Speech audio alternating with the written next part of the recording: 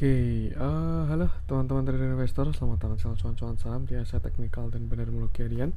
Seperti biasa, hari ini hari Rabu 11 Januari 2023, hari yang masih lower low IHSG-nya, dan seperti biasa nanti kita akan bahas IHSG dan juga beberapa saham pilihan yang menarik-menarik.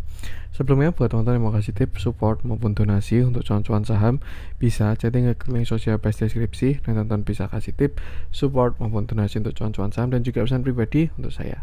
Terus buat teman-teman yang ada pertanyaan ketika atau saran, silahkan sampaikan aja, bisa via DM Instagram atau komen YouTube.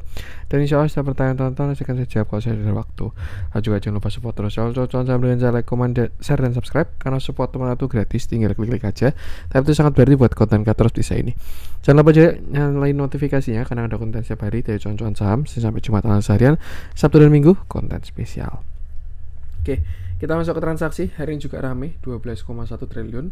Dengan pergerakan asing hari ini masih net sell dengan jumlah yang sangat besar, total 1,29 triliun. Dominan di pasar reguler 1,12 triliun, sedangkan di pasar nego 171 miliar. Kita masuk langsung aja ke saham-saham yang dibeli asing dulu. Hari ini ada Adaro yang kemarin udah kita bahas ya, 59,9 miliar, MDK 30,8 miliar, ICBP 15,5 miliar, ERA 14,6 miliar, Bumi 14,6 miliar, Goto 8,1 miliar, Antam 7,1 miliar, Akra 6,3 miliar, Telkom 5,9 miliar, HMSP 4,1 miliar, MAPI 2,9 miliar, Mika 1,4 miliar, ESA 900 juta, dan SIDO 400 juta. Kita masuk ke saham-saham yang jualan asing. BBCA pemimpin 339 miliar, Bank Mandiri yang 308 miliar, BBRI 281 miliar, Astra 77 miliar, United Tractor 49 miliar, SM Gear 29 miliar, INDF 20 miliar, BPNI 16 miliar, Inco 11 miliar, INTP 10 miliar, BTPS 9 miliar, KLPF 8 miliar, Excel 8 miliar, Medco 8 miliar, ITMG 7 miliar, dan CTRA 6 miliar. Oke, kita masuk ke teknikalnya IHSG yang hari ini sepertinya sudah kena target lower low-nya ya. Kemarin sudah kita bahas ketika IHSG lower low secara intraday, ada target lower low itu di sekitar sini, 6554 sampai 6526. Hari ini sudah menyentuh low-nya 6557, kita anggap sudah kena ya. Ditambah juga di area swing low, ditambah juga dengan area demand. Sebenarnya bahasanya apa ya? Ini banyak support ketemu hari ini tuh. Downtrend line, area demand, Fibo lower low, dan lain sebagainya. Dan ya, masih bertahan juga IHSG dari area tersebut. Dan kalau menurut saya sih selama memang toleransi itu 6500 teman-teman. 6500 itu area krusial market saat ini. Selama nggak jebol ya bakalan kayak gini terus. Pengennya turun tapi masih tertahan terus ya. Jadi kayak rebound, turun lagi. Terlihat masih ada tekanan jualnya tapi masih bertahan di support seperti itu. Ya biasanya sih kalau bentukannya kayak gitu indikasi mau jebol ya. Cuman amannya tetap kita tunggu konfirmasi. Tapi ya selama tidak jebol ya nggak ada konfirmasi, dan ya konfirmasinya adalah 6500. Selama tidak jebol yang 6500 harusnya market itu oke. Tapi kalau memang dia jebol dari 6500, kita bakal masuk ke bearish market seperti itu. Untuk sekarang ya kita sebenarnya berada di area support, dan sebenarnya kalau kita mau buy ya ini adalah area saatnya untuk beli. Cuman memang belum ada bentuk yang bagus seperti itu. Harapan ya minimal dia swing high lah, karena dia habis swing low kan ini. Nah, dia ada potensi swing high mungkin ke 6700-an atau ke resisten atasnya, cuman ya itu perlu konfirmasi juga. Yang jelas itu aja yang perlu diperhatikan, 6500 area krusial IHSG. Selama nggak jebol harusnya sih oke, tapi kalau jebol ya kita bakalan dalam. Untuk resisten nggak perlu kita bahas dulu deh. Untuk sekarang yang penting nggak jebol 6500 dulu aja. Yang jelas supportnya 6550 sampai 6520 seperti itu. Dan yang penting sama, selalu batasi resiko. Untuk IHSG kita langsung masuk ke saham pilihan. Kita mulai dari yang dijualin asing dulu aja, karena hari top net sell-nya besar banget. BBCA kemarin udah kita bahas. Kalau teman-teman cari view BBCA bisa cek video kemarin. Bank Mandiri kemarin juga sudah kita bahas ya, on track dengan view-nya. BBRI pun juga masih on track. Astra juga masih on track. Belum pengen saya bahas dulu. Kita coba cek Inco tuh masih sideways ya. Kalau dia breakout 7550 baru menarik itu. Jadi belum menarik untuk dibahas kalau menurut saya. BBNI Big Bang masih koreksi juga. Apa dong ini yang dibahas? Kita bahas apa ya? Kita coba cek Pegas aja deh. Ini juga masuk di top net sell. Ini salah satu menu apa ya di grup cuan-cuan saham. Karena dari beberapa sudut pandang Pegas ini menarik. Cuman untuk di YouTube kita bahas analisa teknikalnya aja. Oke, hari ini Pegas turun 2,55% dengan candle yang ya masih cukup solid dan volume yang masih ada juga. Satu hal yang menarik, Pegas sudah tidak lower low. Terakhir low-nya itu di 9 Januari. Dia menyentuh 1500 lalu rebound. Cuman untuk sekarang Pegas masih belum membentuk low baru. Pegas pun juga masih saham uptrend ya, karena dia punya higher low, higher low, higher low. Cuman memang area 1900 sampai 2000 itu area supply kuat. Jadi ya 2 kali reject dan dia terlihat ada 2 kali reject seperti itu. Untuk sekarang sebenarnya kalau by technical ya, Pegas ini berada di area support which is itu 1500. Dan kalau ini sampai dijebol ya baru dia bakal retracement besar kalau menurut saya. Mungkin bisa aja dia sampai dalam ya, cukup dalam. Kalau 1500 nya jebol itu saya rasa dia bisa ke sekitar sini. Ya 1260 lah sampai 1100. Itu kalau 1500 nya jebol. Tapi kalau dia bertahan di 1500 itu saya rasa bagus karena ya dia masih mempertahankan uptrendnya dan ada potensi dia bakal uji yang ketiga untuk membentuk yang namanya ascending triangle. Kalau dilihat dari koreksinya sih sebenarnya so far so good ya. Ketika kemarin beberapa hari turun tuh volumenya kecil-kecil. Cuman ya itu. Untuk sekarang simpelnya Pegas perhatikan area 1500 dulu kalau by technical analysis ya. Tapi kalau jebol ya nextnya dari sekitar 1330 sampai 1270 seperti itu. Dan ya yang penting sama selalu batasi resiko. Kita lihat dalamnya hari terjadi distribusi, tapi kalau kita bandingkan dengan sebelumnya jelas masih tidak signifikan. Memang ada momentum koreksi ya, cuman memang saat ini masih tertahan di area support juga. Perhatikan 1500 dulu aja untuk Pegas. Untuk Pegas lanjut coba kita cek. Hari ini properti juga ada pergerakan ya. Tadi ada CTRA, di bawah ada Pakuwon. Kita bahas CTRA aja deh, kita bahas satu.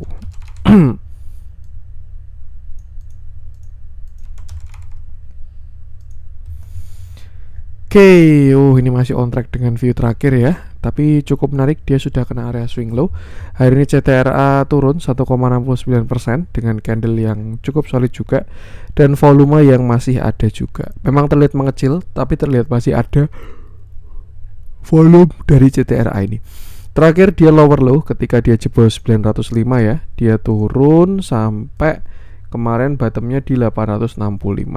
Kalau by Fibonacci target lower low-nya sebenarnya di sini 855 sampai 825. Cuman kalau kita lihat pakai downtrend channel, ini memang saat ini si CTRA sudah kena downtrend line. Tapi kalau kita pakai shadow ya masih ada spare ya sampai 855. Ya simpelnya kalau kita mau cari pakai angka which is tuh pakai Fibonacci, untuk sekarang CTRA belum berada pada supportnya karena itu masih di sekitar 855 sampai 825. Artinya masih ada potensi penurunan dan itu bakal terkonfirmasi kalau jebol dari 865. Seperti itu. Selama nggak jebol 865 harusnya oke, tapi kalau jebol ya saya rasa next stop 855 sampai 825.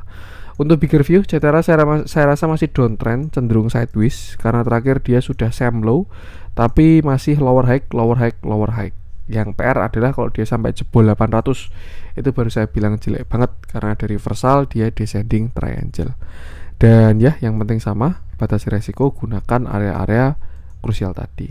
Dia dalamnya sama momentumnya, dari tren menengahnya dia downtrend karena moving average-nya sudah kurang bagus. Tapi pada broker summary hari ini pun juga distribusi ya. Cuman memang kalau kita track ke belakang masih oke akumulasinya, tapi lebih baik ikuti price action-nya. So far CTRA saat ini masih punya downtrend juga karena dia baru aja lower high lower low. Jadi ya sama, selalu batasi resiko. Kita masuk ke yang dibeli asing. Adaro kemarin udah kita bahas. Kalau teman-teman cari view Adaro bisa cek video kemarin aja. Kita coba bahas ICBP deh. Ini dia tahan badai ya. Apakah gandum sudah turun. Oke, kita bahas sekarang price action ya. Hari ini ICBP naik 3,19% dengan candle yang bagus, dia higher high juga, volumenya pun juga cakep juga. ICBP ini terakhir ya, dia itu breakout dari downtrend ya, dimana sebelumnya dia downtrend dari tahun 2019, dia downtrend sampai bottom di tahun 2022. Habis itu dia menguat, breakout, pullback, dan karena sudah breakout structure, akhirnya dia saat ini higher high juga. Nah, kalau kita pakai view pullback, sebenarnya untuk ICBP ini sudah mulai masuk area target pullbacknya dia. Jadi kalau memang ada reject dari ICBP, nah itu lebih baik hati-hati dan pasang trailing stop kalau ada reject dari ICBP. Tapi kalau misalkan dia berhasil break dari 11.000, saya rasa itu awal yang bagus karena dia selanjutnya akan uji all time high di 12.575 seperti itu. Itu untuk view besarnya. Untuk view kecilnya ya so far so good, dia masih uptrend. Sepertinya ada sebuah uptrend channel juga dari si ICBP. Nah, nih terlihat dia masih ada swing high yang cukup jauh ya.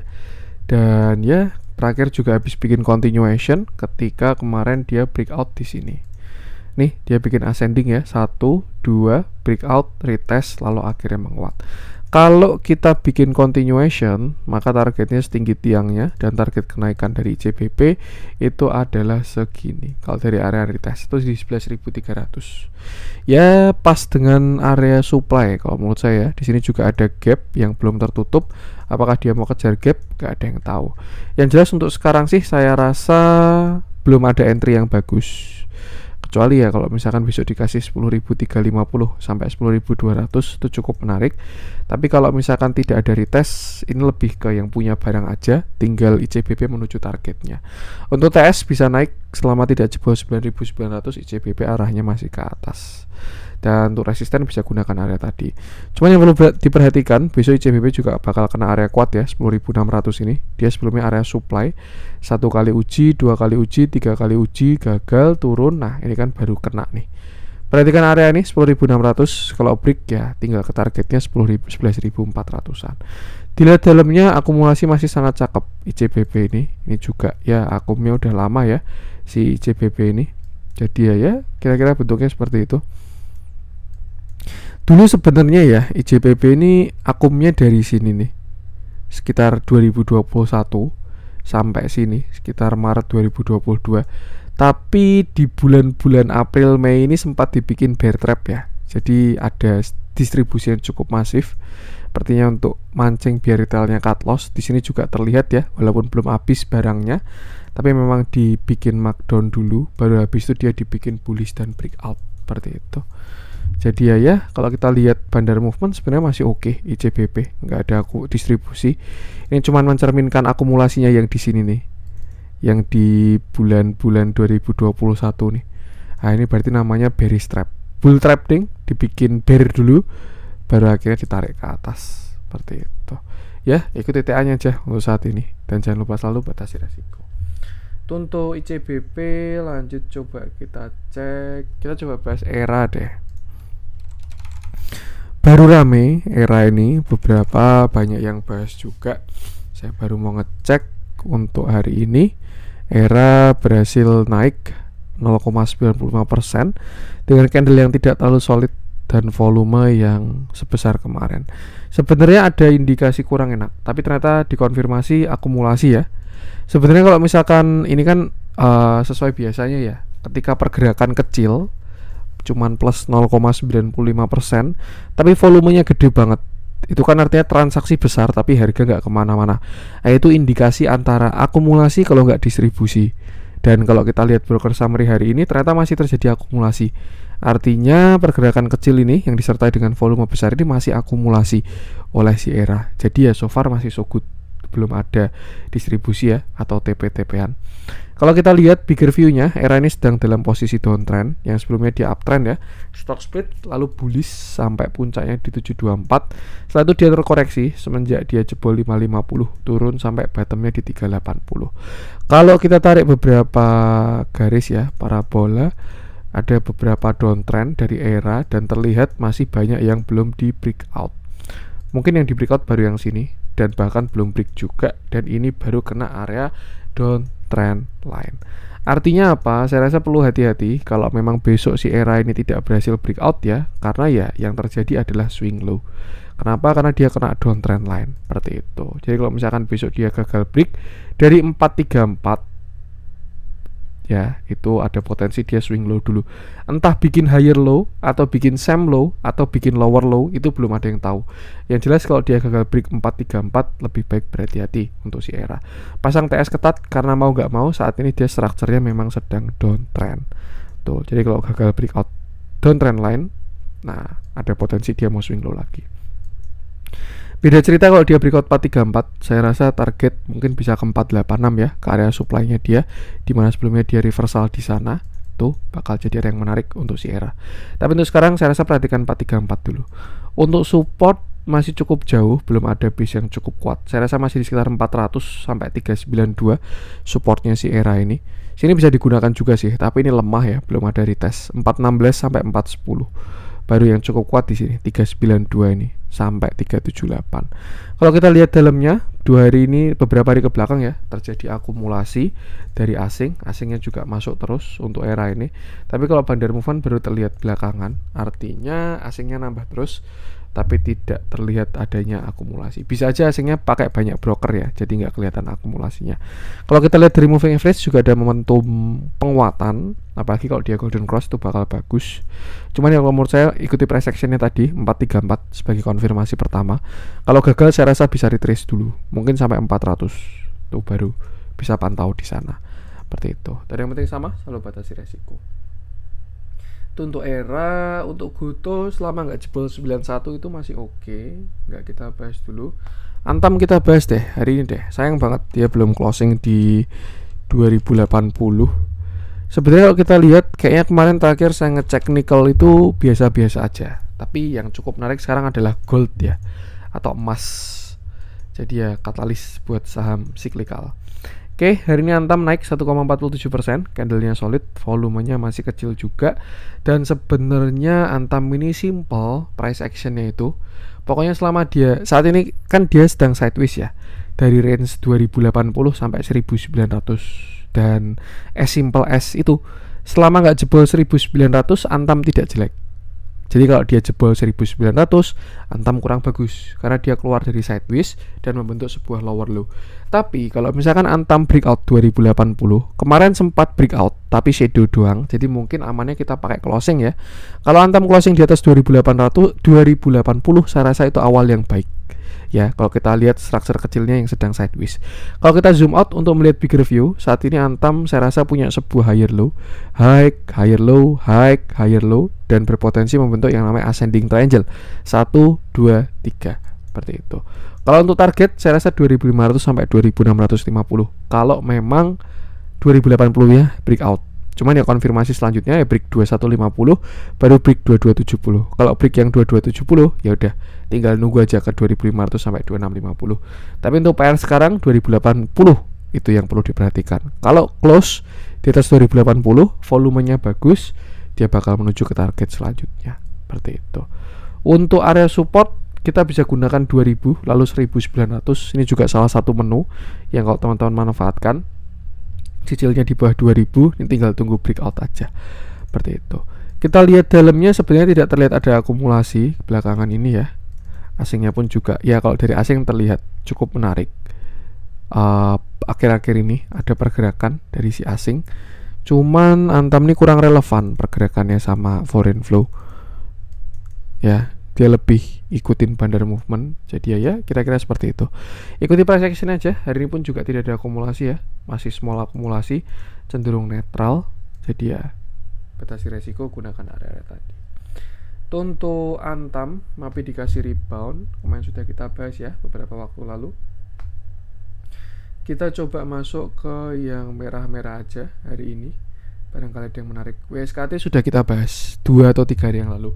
Kalau teman-teman cari view-nya, tinggal cek video kemarin-kemarin aja karena masih on track untuk si WSKT. Kita coba cek si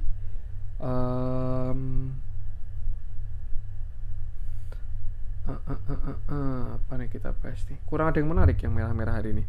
Kita masuk ke yang hijau-hijau aja deh.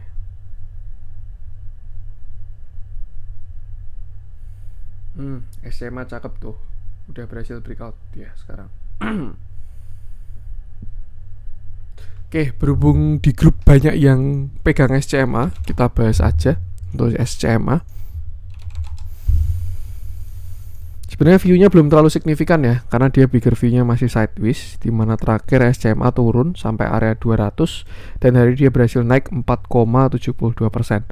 Candle-nya cukup menarik, volumenya pun juga bagus kalau menurut saya. Menarik ini, retracement-nya bisa dipantau lagi. Terakhir SCMA ini downtrend dari dulu dia stock split ya. Stock split dia di sini dipakai buat exit tuh, guyurannya gede banget sampai dia akhirnya sideways pada range 200 sampai 270. Same low, same high, same low, same high, same low. Jadi memang kemarin tuh menarik sebenarnya ketika SCMA turun sampai 200. Karena ya dia kena support sideways-nya itu kayak kira-kira kayak IHSG di 6500 saat ini. Nah, satu hal yang lebih menarik dari SCMA, terakhir SCMA membentuk sebuah pattern reversal falling wedge dan terlihat sudah berhasil di breakout.